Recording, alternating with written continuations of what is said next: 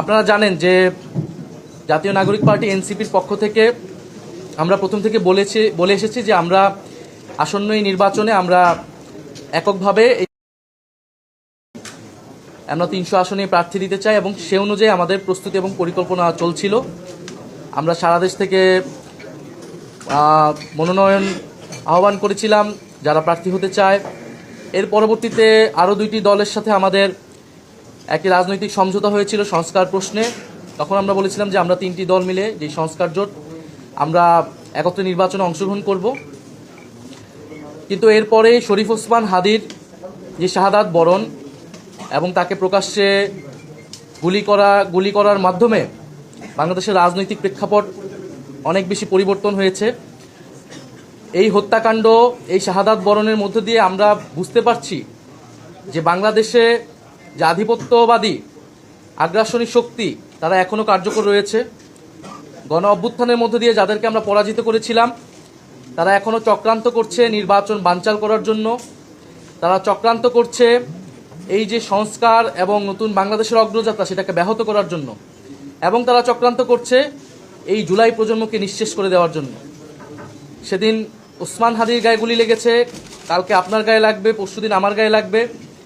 কারণ প্রথম এবং প্রধান টার্গেট করা হচ্ছে এই জুলাই গণ অভ্যুত্থানে যারা অংশগ্রহণ করেছে সারা দেশের তরুণরা, নাগরিকরা, শহীদ পরিবার, যারা আহত যোদ্ধা রয়েছে। ফলে এই পরিবর্তিত প্রেক্ষাপটে আমাদের কাছে মনে হয়েছে, আমরা দলীয় ফোরামে আলোচনা করেছি যে আমাদের এই মুহূর্তে এই নির্বাচন সুষ্ঠুভাবে এবং যাতে আধিপত্যবাদী কোনো শক্তি আমাদের এই গণঅভ্যুত্থান পরবর্তী অগ্রযাত্রাকে ঠেকাতে না পারে, সেজন্য আমাদের বৃহত্তর ঐক্য প্রয়োজন। সেই তাগিদ থেকেই আমরা এবং তাদের যে সমমনা দল রয়েছে তাদের সাথে আমরা কথা বলেছি এবং তাদের যে নির্বাচনী সমঝোতা জাতীয় নাগরিক পার্টি এনসিপি সেই নির্বাচনী সমঝোতায় সম্মত হয়েছে। আমরা জাতীয় নাগরিক পার্টি এনসিপি এবং এই সমমনা 8 দলের সাথে আমরা একত্রে আমরা সিদ্ধান্ত নিয়েছি। দ্বিতীয় বিষয়টি, এই নির্বাচনী সমঝোতা এটি একদিকে যেমন নির্বাচনী বৈতরণী পার হওয়ার জন্য, অন্যদিকে আমাদের যেই এনসিপি প্রথম থেকে সংস্কার বিচার প্রশ্নে আমরা কাজ করে যাচ্ছিলাম, সেই সংস্কার বিচার এবং আধিপত্যবাদ বিরোধী, দুর্নীতি বিরোধী এই বিষয়গুলোতে আমাদের ন্যূনতম কর্মসূচিও থাকবে। আমাদের রাজনৈতিক জায়গায় আমরা মনে করছি এই মুহূর্তে বাংলাদেশের এই সংকটগুলো রয়েছে, যেখান থেকে এই বাংলাদেশকে রক্ষা করতে হবে, জুলাই প্রজন্মকে রক্ষা করতে হবে এবং গণ অভ্যুত্থান পরবর্তী যে আমাদের আকাঙ্ক্ষা সেটা যাতে কোনোভাবেই ব্যাহত না হয়, এই জন্য আমরা একটা বৃহত্তর ঐক্যের জায়গায় পৌঁছেছি। আমরা আজকে আনুষ্ঠানিকভাবে আমরা শুধু এই ঘোষণাটি দিচ্ছি। ঘোষণাটি অলরেডি সমমনা 8 দলের প্রেস ব্রিফিং থেকে আপনারা জানতে পেরেছেন। আমরা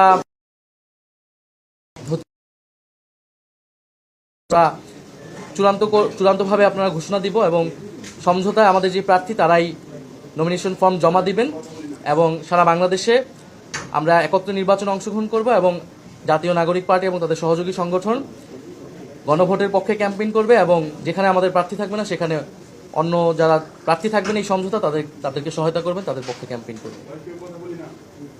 আমাদের এই আনুষ্ঠানিক ঘোষণাটার জন্যই প্রেস ব্রিফিং। আপনাদের যদি প্রশ্ন থাকে সেই প্রশ্নের প্রেক্ষিতে হয়তো আমরা পরিচয় দিয়ে প্রশ্ন করবেন। আমি জাহিদ এখন থেকে কাজ করি। আমার প্রশ্ন হচ্ছে যে অনেকেই আপনাদের মাথাকে আজ করতে পেরে অনেকেই মনোনয়ন প্রত্যাহার করেছে, দল ত্যাগ করেছে, কেউ হয়তো ভেটেও দিয়েছে। এটা কি মনে হয় আপনাদের মধ্যে এনসিপির মধ্যে একটা ফ্র্যাকশন হয়ে গেল, একটা ভাঙনের সুর কি আমরা দেখতে পাচ্ছি এর মধ্যে? আমরা জাতীয় নাগরিক পার্টি এনসিপির যেই নির্বাহী বডি রয়েছে আমরা সেখানে এটা আলোচনা করেছি এবং আমরা কিন্তু এখানে সংখ্যাগরিষ্ঠের মতামতের ভিত্তিতেই এই সিদ্ধান্তে উপনীত হয়েছি। এবং যখন যে কোনো বিষয়ে মতামত নেওয়ার ক্ষেত্রে অনেকের ভেটো থাকতে পারে, বিরোধিতা থাকতে পারে, সেক্ষেত্রে তিনি নির্বাচন করবেন কিনা, দলে থাকবেন কিনা, এটা একান্তই তার ব্যক্তিগত সিদ্ধান্ত। আমরা মনে করি যে আমরা সারা বাংলাদেশ থেকে জাতীয় নাগরিক পার্টির যারা নেতাকর্মী রয়েছেন, জাতীয় নাগরিক পার্টি এনসিপি সহযোগী সংগঠন এবং তার কেন্দ্রীয় কমিটি সবাই এই সিদ্ধান্তের সাথে ঐক্যমত রয়েছে। আমি খবরের কাগজে কাজ করি। আমার প্রশ্ন হচ্ছে যে দল থেকে যারা পদত্যাগ করে স্বতন্ত্র নির্বাচনের ঘোষণা দিচ্ছেন সেখানে আপনারা প্রার্থী দেবেন কিনা? সেটা সেটা তো আসলে স্বতন্ত্র কে করছে বা সেই অনুযায়ী তো আমরা এই আসন বা প্রার্থী ঠিক করব না। আমরা আমাদের যে লক্ষ্য উদ্দেশ্য, সেই লক্ষ্য উদ্দেশ্যের সাথে যারা ঐক্যমত এবং যারা নির্বাচনে জয়লাভের সম্ভাবনা বেশি থাকবে, মাঠে কাজ করেছে এতদিন, প্রার্থী হিসেবে জনগণের কাছে তারা নিজেদেরকে গ্রহণযোগ্য হিসেবে পরিচিতি লাভ করাতে পেরেছে, আমরা তাদের মধ্যে থেকে আমাদের যারা সর্বোচ্চ যারা ভালো তাদেরকে আমরা প্রার্থিতা দিব। বলেছি যে গণ অভ্যুত্থানের মধ্যে দিয়ে আমরা নতুন বন্দোবস্ত প্রতিষ্ঠা করতে চাই, যেটা গণতান্ত্রিক, যেটা বৈষম্যহীন, যেটা অন্তর্ভুক্তিমূলক এবং ফ্যাসিবাদী কাঠামোটা ভেঙে আমরা বাংলাদেশ রাষ্ট্রের সংস্কার করতে চেয়েছি। সেটার জন্য কিন্তু আমরা ঐক্যমত কমিশনে সেটার পক্ষে দৃঢ় অবস্থান করেছি, আমরা দৃঢ় অবস্থান নিয়েছি। আমরা কিন্তু এটা অনেক আগেই বলেছি, স্বীকার করেছি যে আমরা গণ অভ্যুত্থানের পরবর্তী সময় আমাদের যে আকাঙ্ক্ষা ছিল সামগ্রিকভাবে সেটা কিন্তু আমরা এই সময়ের মধ্যে বাস্তবায়ন করতে পারিনি। ফলে আমাদের এই লড়াই, আমাদের এই পথ চলাটা দীর্ঘ, এবং যদি এই গণ অভ্যুত্থানের আকাঙ্ক্ষা এবং নতুন বন্দোবস্তের আকাঙ্ক্ষায় তারা যোগ দেয়, তারা সংহতি এবং সম্মতি প্রকাশ করে, সেক্ষেত্রে তো আমরাও সেটার সাথে ঐক্যমত প্রকাশ করব। কারণ এই বাংলাদেশটা তো আমরা সকলকে মিলিয়ে গড়তে চাই। ফলে আমাদের লক্ষ্যটির সাথে যদি সবাই ঐক্যমত হয়, আমরা তো এটা বিএনপিকে আহ্বান জানিয়েছি, আমরা জামাতকে আহ্বান জানিয়েছি যে গণ অভ্যুত্থানের পরে আমাদের লক্ষ্য কর্মসূচি হতে হবে গণ অভ্যুত্থানের পথ ধরে, এবং ঐক্যমত কমিশনে সেটার জন্য আমরা সর্বাত্মকভাবে চেষ্টা করেছি। আগামী নির্বাচনে আমরা চাই গণভোটের পক্ষে, হ্যাঁ পক্ষে আমরা সবাই মিলে কাজ করব, এবং জুলাই সনদে আমরা যে প্রতিশ্রুতি দিয়েছি সেই প্রতিশ্রুতি বাস্তবায়ন করব। এছাড়াও আমাদের পুরো সংস্কারের এবং দুর্নীতি বিরোধী যে লড়াই শুরু হয়েছে সেটার অগ্রযাত্রা অব্যাহত থাকবে। আমরা এই বিষয়গুলো আলোচনার মধ্যে রয়েছে। আপনি যেটা বলেছেন এটা কিন্তু খুবই রিসেন্ট সময়ে আমাদের সিদ্ধান্তটা নিতে হয়েছে, কারণ পরিবর্তিত রাজনৈতিক প্রেক্ষাপট অনুযায়ী। ফলে এই আলোচনাগুলো সামনে আরও আগালে আমরা তখন এই বিষয়ে আনুষ্ঠানিকভাবে বলতে পারবো। তবে এই জায়গায় ঐক্যমত হয়েছি, এই যে নির্বাচনী এই বৈতরণীটা আমরা একত্রে পার হব এবং গণভোটের পক্ষে থাকব, এবং আমি যে পয়েন্টগুলো বললাম, আধিপত্যবাদ, দুর্নীতি রাখা, এই বিষয়ে আমরা একত্রে কাজ করব। একটা প্রশ্ন সেটা হচ্ছে আধিপত্যবাদের কথা বলছেন, দুর্নীতি থেকে শুরু করে সংস্কার প্রশ্নে ঐক্যের কথা বলছেন। এনসিপির প্রতিষ্ঠা লগ্ন থেকে বারবার বলা হয়েছে মধ্যমপন্থী রাজনীতির কথা, যেখানে ঐতিহাসিক দায় থাকা কারো সাথে জোটের প্রশ্নে আপনারা সবসময় আপত্তি জানিয়েছেন।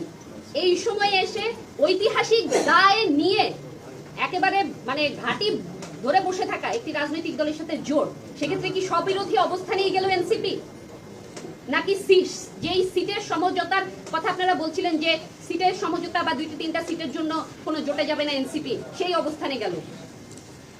এনসিপি তার অবস্থানেই আছে, এবং এনসিপির সাথে আমরা একটা বৃহত্তর বর্তমান, এবং যেটা তো নির্বাচনকে কেন্দ্র করে, ফলে নির্বাচনকে কেন্দ্র করেই আমাদের এই যাত্রাটা থাকবে। কিন্তু এনসিপি তার লক্ষ্য আদর্শ অনুযায়ী কাজ করবে, অন্য দলগুলো তার লক্ষ্য আদর্শ অনুযায়ী কাজ করবে।